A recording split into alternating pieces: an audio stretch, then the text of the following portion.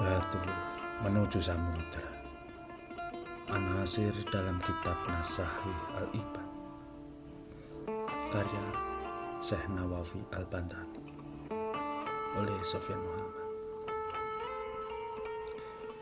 Batu-batu berserak dimanapun bumi berpijak. Batu itu perlahan terkikis oleh syarah, seperti syarah Ibnu Hajar Al-Asqalani Al-Misri yang menjadi tangan berpegang bagi sang guru untuk menampar wajah kita yang bebal. Hati adalah culas batu yang keras, bebal, tak berlubang, sampai air hujan pun enggan bersemayam. Di tengah kering kerontang padang ilalang, Nasahi Ibad laksana curah air hujan yang merontokkan kebebalan. Menghujam tanpa ampun, menggenangi, melubangi, meluberi, menghanyutkan, hingga sampai pada samudra.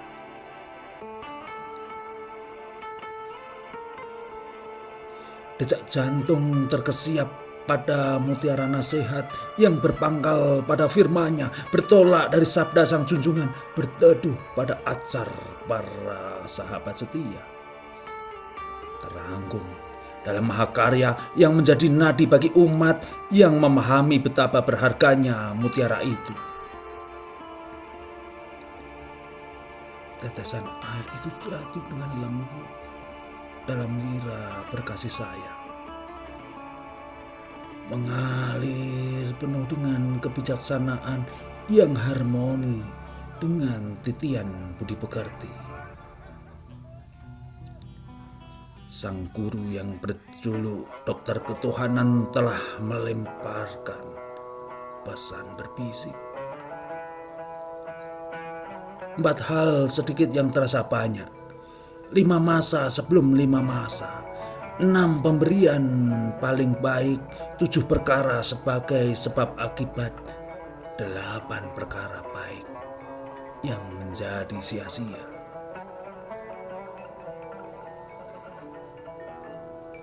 Sang imam ulama 2 kota suci telah berwasiat, 2 perkara yang tidak bisa diungguli keutamaannya oleh yang lain, yaitu iman kepada Allah dan memberi manfaat kepada sesama muslim.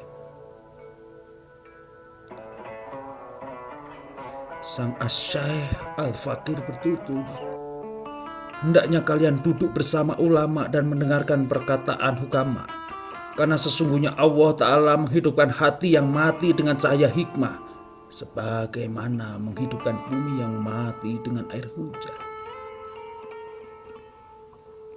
Mengutip Sarah Atsar para sahabat, barang siapa masuk kubur tanpa membawa bekal, maka seakan-akan dia mengarungi lautan tanpa perahu. Kemuliaan dunia bisa diraih dengan harta, kemuliaan akhirat hanya bisa diraih dengan amal salih. Kesedihan dalam urusan dunia dapat menggelapkan hati, kesedihan dalam urusan akhirat bisa menerangi hati. Barang siapa mencuri ilmu dan barang siapa mencari ilmu, berarti ia sedang mencari surga.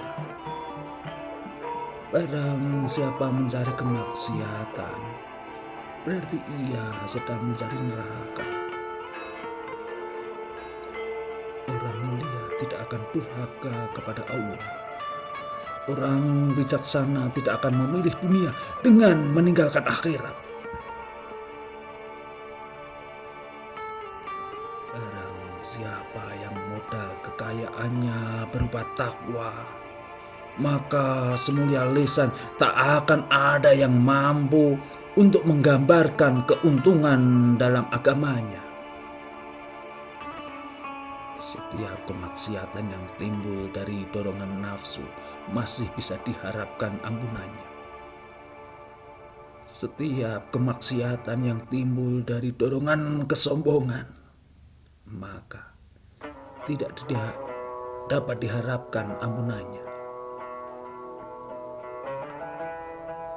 Barang siapa yang berbuat dosa, sementara dia tertawa, maka kelak Allah akan memasukkannya ke dalam neraka dalam keadaan menangis. Barang siapa taat kepada Allah sementara dia menangis, maka kelak Allah akan memasukkannya ke surga dengan penuh kegembiraan. Sang guru dari Tanah Banten menggoreskan dengan lembut pesan terbaca. Janganlah kalian meremehkan dosa-dosa kecil, karena dosa-dosa kecil itu dapat memunculkan beragam dosa besar. Dan dosa-dosa kecil itu bisa jadi dapat menimbulkan murka Allah.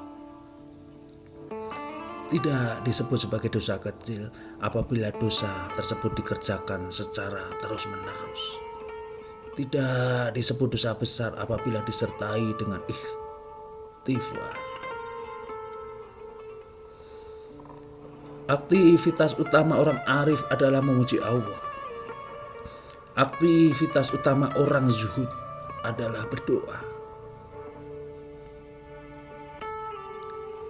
Sang tokoh ulama Hijaz memalu kesadaran dengan kearifan.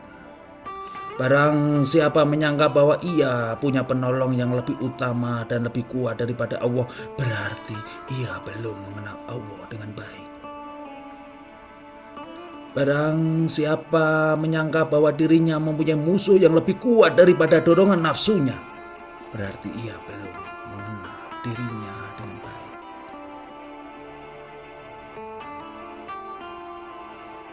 Sang tokoh ulama abad ke-14 meniupkan keluhuran. Telah nampak kerusakan di darat dan di lautan. Daratan adalah lisan, dan lautan adalah hati. Nasaihul Ibad telah menorehkan warta kalam. Nafsu dapat menyebabkan penguasa menjadi budak. Sabar bisa menyebabkan budak menjadi raja. Berbahagialah orang yang dapat menjadikan akalnya sebagai raja, sedangkan nafsunya dijadikannya tawanan. Celakalah orang yang menjadikan nafsunya sebagai raja, sedangkan akalnya dijadikan tawanan. Berbahagialah orang yang dapat menjadikan akalnya sebagai raja, sedangkan nafsunya dijadikan tawanan. Celakalah orang yang menjadikan nafsunya sebagai raja, sedangkan akalnya dijadikan tawanan. Barang siapa meninggalkan dosa, maka hatinya menjadi lembut. Barang siapa meninggalkan perkara yang haram, serta memakan hanya yang halal, maka akal pikirannya menjadi jernih. Tahukah kamu, sebagian para nabi telah diberi wahyu. Taatlah engkau kepadaku dalam segala hal yang aku perintahkan kepadamu. Janganlah engkau mendurhakai aku dalam semua hal yang telah aku perintahkan kepadamu. Bukti kesempurnaan akal yaitu mengikuti keridhaan Allah Ta'ala dan menjauhi segala yang dimurkai Allah. Nasaihul Ibad telah menjulurkan mutiara berharga. Orang yang berpengetahuan tidak akan merasa asing dimanapun ia berada. Orang yang tidak berpengetahuan akan merasa terasing dimanapun ia berada. Barang siapa yang taat kepada Allah, maka akan dekat dengan Allah dan asing di antara manusia. Barang siapa yang taat kepada Allah, maka akan dekat dengan Allah dan asing di antara manusia. Rasulullah SAW pernah bersabda, sumber segala dosa adalah cinta dunia. dan sumber segala fitnah adalah tidak mau membayar 1/10 harta zakat pertanian dan tidak akan membesar zakat keseluruhannya. Orang yang selalu mengakui kelemahan dirinya dalam ketaatan adalah terpuji, dan mengakui kelemahan diri dalam beramal adalah tanda diterimanya amal. Kufur nikmat adalah perbuatan tercela. Menemani orang yang tolol adalah perbuatan yang sia-sia belaka. Wahai orang yang sibuk dengan dunia, sesungguhnya ia telah tertipu oleh panjangnya angan-angan atau selalu berada dalam kelalaian hingga ajal mendekatinya. Kematian itu datang tanpa pemberitahuan. Belasan amal perbuatan menanti di alam kubur. Bersabarlah dalam menghadapi kesesuaian dunia, sebab tiada kematian kecuali jika ajalnya. Nasaihul ibad adalah kidung penawar kolbu bagi jiwa yang berbusul. Ya Allah, aku ingin mengerjakan semua kebaikan, tapi apa daya tangan tak sampai. Maafkanlah segala kekuranganku, Engkau maha tidak memerlukan dari menyiksa aku. Karena semua dosa-dosaku tidak merugikanmu, begitu pula semua kekuatanku tidak menguntungkan. Seperti hizib dari hukama kubara. Ya Tuhanku, tak layak bagiku menghuni surga firdausmu, namun aku tak kuat bila menempati neraka jahim. Maafkanlah semua kesalahanku dan ampunilah semua dosaku, karena hanya Engkaulah yang mengampuni dosa-dosa yang besar. Perlakukanlah aku dengan perlakuan yang terhormat dan kokohkanlah keyakinanku pada jalan yang benar. Nasaihul ibad adalah madu tercurah. Menghirup aromanya maka seperti menelam harumnya wasiat la tahzan, wasiat siatul khulub.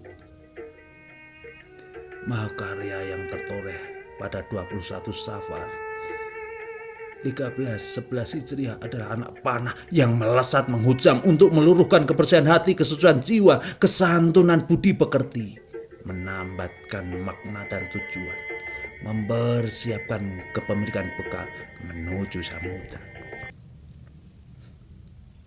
Lantas, masih ragukah kau dengan segala kebaikan isinya?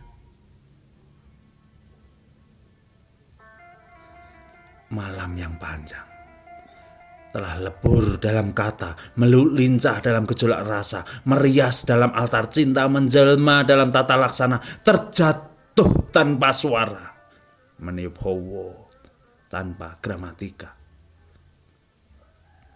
Aroma bumi terpendar dalam mutiara nasaihul ibad. Tak ada senyum, tak ada sedih, tak ada bahasa, karena tata bahasa telah memanah sanubari.